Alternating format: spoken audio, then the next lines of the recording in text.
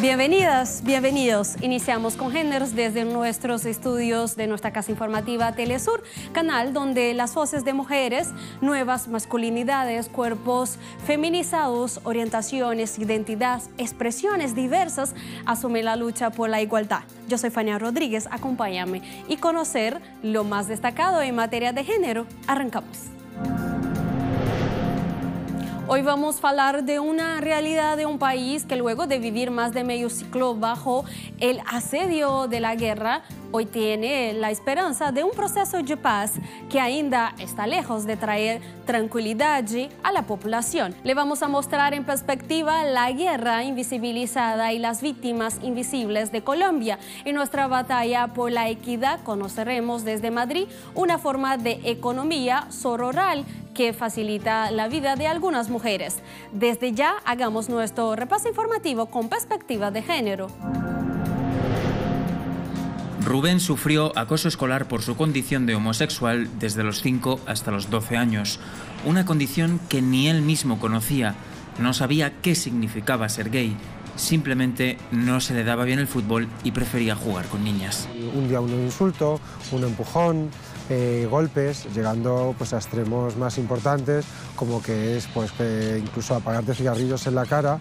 Rubén buscaba corregir sus posturas o frases más femeninas. Incluso con 13-14 años empezó a salir con chicas. Todo para que dejaran de acosarle. Lo peor de todo era eso, la soledad que sentías y sentir que era tu culpa lo que te estaba pasando. Eso era lo que a veces no me dejaba dormir por las noches. Como el 40% de los niños y niñas que sufren este tipo de acoso, Rubén pensó en quitarse la vida. Pues pensar incluso en el suicidio, evidentemente. Si estás defraudando a todo el mundo, si no se lo puedes contar a nadie, pues es algo que no es agradable y que piensas que antes que fallar a los demás te quitas de en medio. Afortunadamente lo pensé muy poco, pero otra gente con la que hemos tratado pues es algo que piensa todo el mundo cuando sufre ese acoso y encima no tiene a dónde agarrarse. Hoy el acoso escolar traspasa las fronteras de la escuela y se dispara en redes sociales 24 horas al día, 7 días a la semana. Para evitarlo, la Federación Estatal de Lesbianas, Gays, Transexuales y Bisexuales pide a los diputados españoles que aprueben la Ley de Igualdad LGTBI, un reglamento que lleva año y medio paralizado, pero sus peticiones van más allá. Yo puedo tener derechos, pero si realmente esos derechos o esa ley no se manifiestan en la sociedad o no queda de manifiesto que nosotros somos igual que el resto, pues la LGTB-fobia va a seguir existiendo.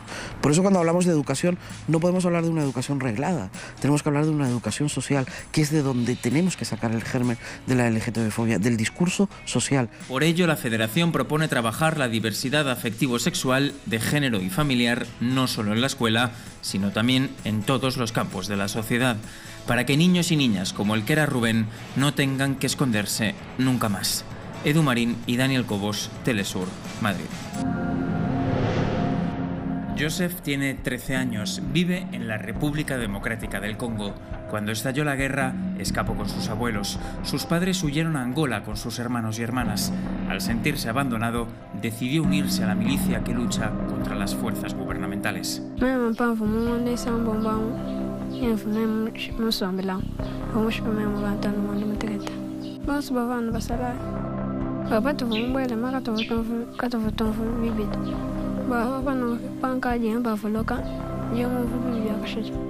Joseph abandonó la milicia y hoy vive en un centro de recuperación.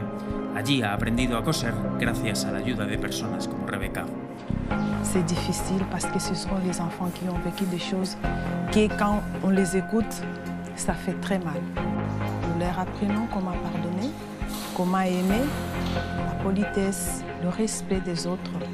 Et avec cela, c'est petit à petit, il y a ceux-là qui parviennent à redevenir normaux. A miles de kilómetros del Congo, en el Yemen, el conflicto entre los rebeldes hutíes y la coalición liderada por Arabia Saudí ha generado la peor emergencia del mundo, según la ONU. 12 millones de yemeníes, entre ellos 2 millones de niños, necesitarán asistencia alimentaria en 2019. La pequeña Malak solo espera que todo vuelva a ser como antes.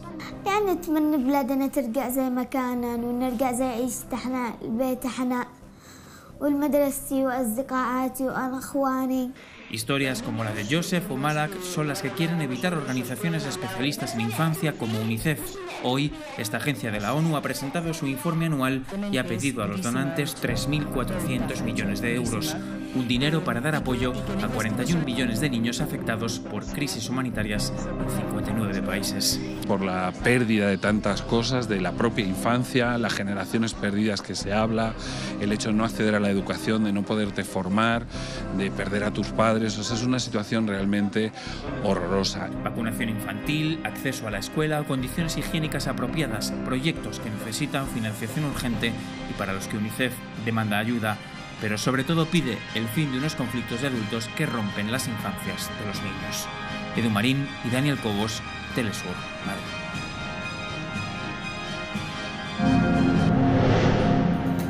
Esa era la agenda informativa con perspectiva de género de esta semana, pero las redes no se quedan atrás.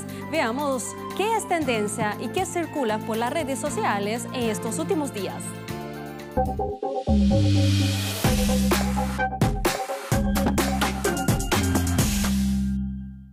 La red social Twitter esta semana fue ventana de buenas noticias. La usuaria en su cuenta, Cieli Colindo, publicó un mensaje en el que celebraba dos buenas noticias en África: la despenalización de la homosexualidad y del aborto en algunos casos en Angola y la prohibición de la mutilación genital femenina con efecto inmediato en Sierra Leona. Y la incorporación de una familia homoparental y una familia interracial en una serie infantil desató la homofobia y el racismo en algunos usuarios. La usuaria @AndreaFonolosa advirtió que esa era la última vez que su hija vería la serie. Y así es como mi hija nunca más va a ver uno de sus dibujos preferidos. De verdad me causa repugnancia, escribió en su cuenta Twitter. Y la cuenta oficial de la SIC lamentó la renuncia del único mandato gay de Brasil, quien tuvo que huir de su país por amenazas recibidas. Con este recorrido por la web aprovechamos para acordar nuestra cuenta en Twitter, @telesurcongénero y @FaniaRTelesur. El correo es congénero@telesurtv.net y desde allí puedes compartir tu historia con nuestro equipo. Hacemos una pequeña pausa y en un minuto nos adentramos en un tema invisibilizado por los medios y también inexistente para los organismos internacionales de derechos humanos: Colombia y la guerra invisible.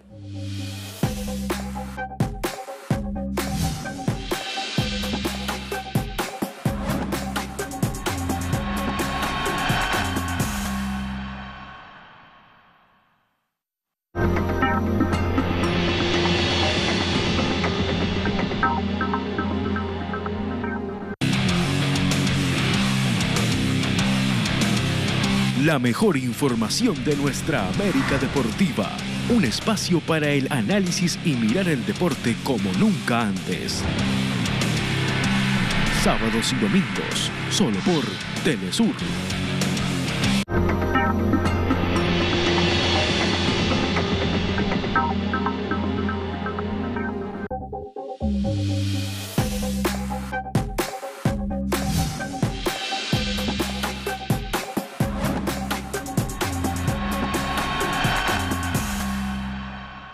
Nosotros seguimos con más de Congénero.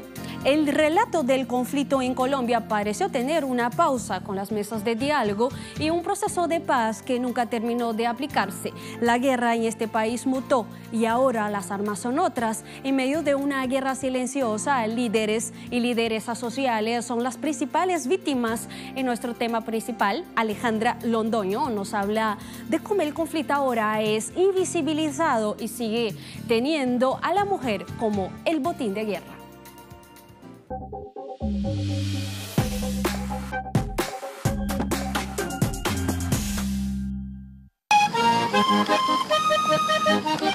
El desplazamiento vuelve a ser parte de la cotidianidad de colombianos y colombianas luego que el proceso de paz entre el gobierno y las fuerzas insurgentes del país fuese interrumpido por el gobierno y se diera continuidad oficial a la persecución de la disidencia política en Colombia. Seguimos con un conflicto, no es un país en donde la hegemonía de las armas, digamos el monopolio, de las armas lo tenga el Estado, no. Es un país donde las armas puede acceder a ellas cualquier persona. Es un país que después de 60 años de un tipo de conflicto, ahorita un conflicto que se está rearticulando, digamos, ha exacerbado comportamientos, violencias, pensamientos que hace más difícil salir de ese relato de la guerra, pero que realmente nosotras lo consideramos necesario. La guerra en Colombia, representada por el modelo neoliberal y los grupos insurgentes que lo adversan, pareció disiparse cuando el grupo guerrillero más numeroso depone las armas para apostar al diálogo como estrategia para garantizar la democracia. Aunque las armas fueron convertidas en una estructura de arte, las causas del conflicto continúan intactas. No podemos olvidar que Colombia es un país que está en guerra hace más de 60 años, ¿sí? Esas que nos dicen que no, además es un país que está en guerra hace más de 60 años, una guerra generada por unas condiciones estructurales de desigualdad, ¿sí? Que nos ha empujado, digamos, a una historia bastante dolorosa que sigue el tejido social. La guerra, aunque invisibilizada, continúa dejando bajas, víctimas, afectados y afectadas y desplazamiento. El relato del conflicto colombiano solo mutó, pero no así la población más vulnerable. La violencia sexual correctiva hacia las lesbianas, ¿sí?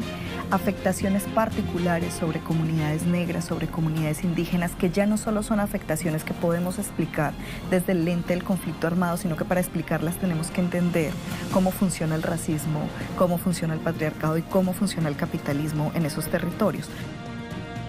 Las promesas de una reparación para las víctimas no terminó de concretarse y quienes confiaron en el proceso de paz ahora deben reconstruir sus vidas sobre una realidad que es adversa y que está lejos de devolver a los desplazados las tierras de las que fueron despojados por la guerra. Me gustaría volver a tener mi finca donde vivía con todos mis hermanos, con toda mi gente, donde uno podía jugar, correr y ver sus hijos andar y no vivir en una ciudad donde yo vivo que me da miedo que mi hija vaya a la tienda y me le vayan a hacer algo.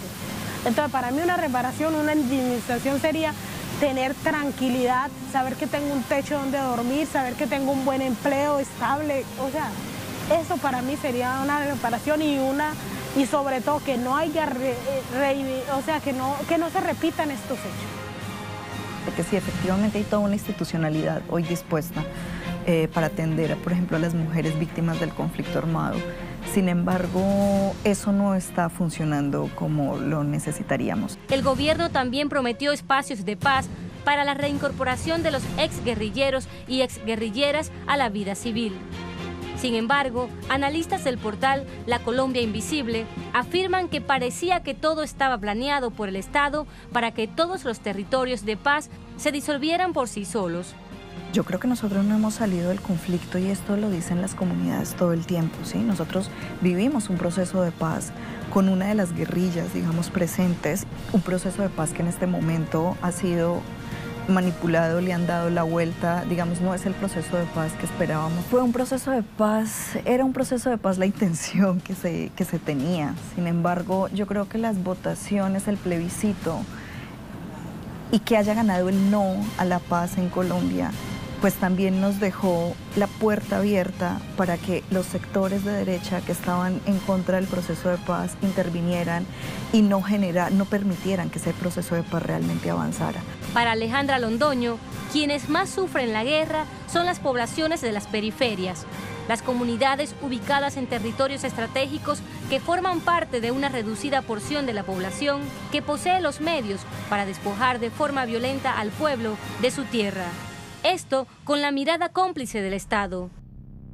No es gratuito, por ejemplo, que en un territorio como Buenaventura, Pacífico colombiano, donde está el puerto que más Producto Interno Bruto le genera a ese país, sino que es una estrategia que permite despojar territorios, desplazar comunidades enteras, ¿sí? Entonces, la violencia sexual, la violencia basada en género en Colombia se convierte en una estrategia de guerra permanente y hoy, eso sí, la guerra en Colombia ha sido una guerra impuesta desde el centro del país.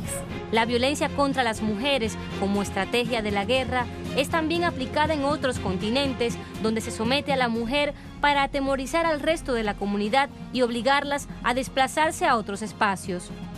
Esto los guerreros en Colombia lograron leerlo muy bien. Lo logran leer muy bien y por eso en determinados territorios no llegan a violar, a asesinar, a torturar a cualquier mujer. ¿Sí? Todas por supuesto son importantes, pero saben que hay mujeres que son fundamentales para el sostenimiento de la vida y de la colectividad en esos territorios. Si fragmentan la colectividad de ese territorio, se abren las puertas para que ellos puedan pasar. Entonces, todas las redes del narcotráfico, ¿sí? Todas las redes del narcotráfico situadas en distintos lugares del país. Las redes del narcotráfico en Colombia tienen hombres, por supuesto, en armas, ¿sí? Hombres en armas que son los que están movilizando esta economía.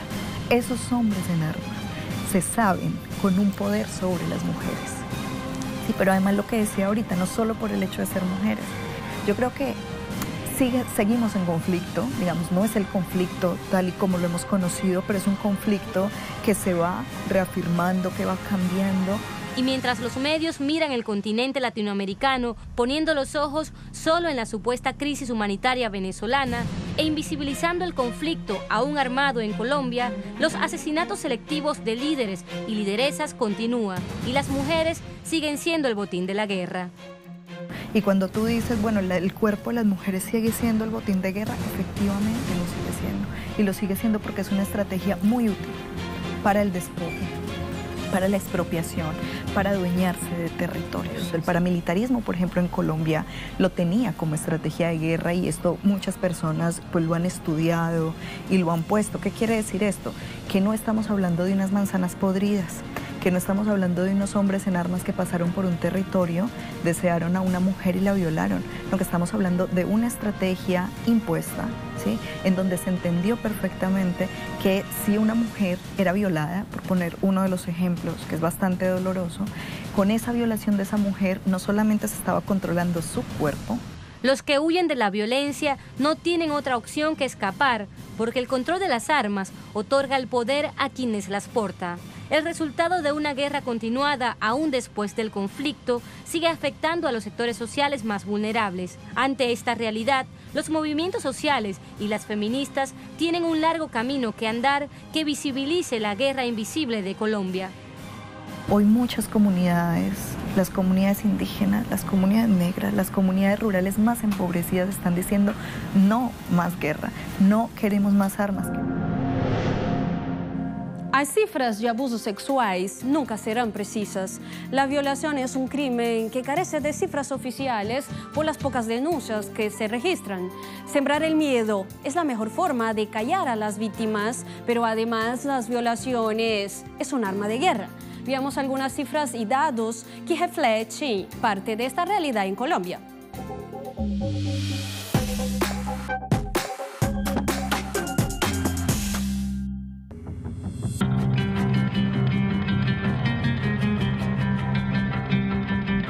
Según el Registro Único de Víctimas de Colombia, las mujeres representan el 49.73% de las 8.347.566 víctimas del conflicto armado en Colombia. Es decir, 4.151.416 víctimas reconocidas. Entre los hechos que victimizan a las mujeres se destaca que casi 4 millones de mujeres fueron desplazadas. 458.781 fueron víctimas de feminicidio, 191.784 fueron víctimas de amenaza, 77.100 de desaparición forzada. Además, 47.627 perdieron bienes muebles o inmuebles. 40.231 de ellas son víctimas de actos terroristas, atentados, combates y hostigamientos, y 17.350 han sido víctimas por violencia sexual. Cifras como estas nos muestran cómo la nueva forma de guerra en Colombia sigue sumando víctimas en todos los aspectos y cómo las mujeres son las principales afectadas en este conflicto. Haremos una segunda pausa y al regreso traemos más de Congénero. En Lingüentes hablaremos del miedo, una palabra que se banaliza, pero que es el principal instrumento del terrorismo. Ya regresamos.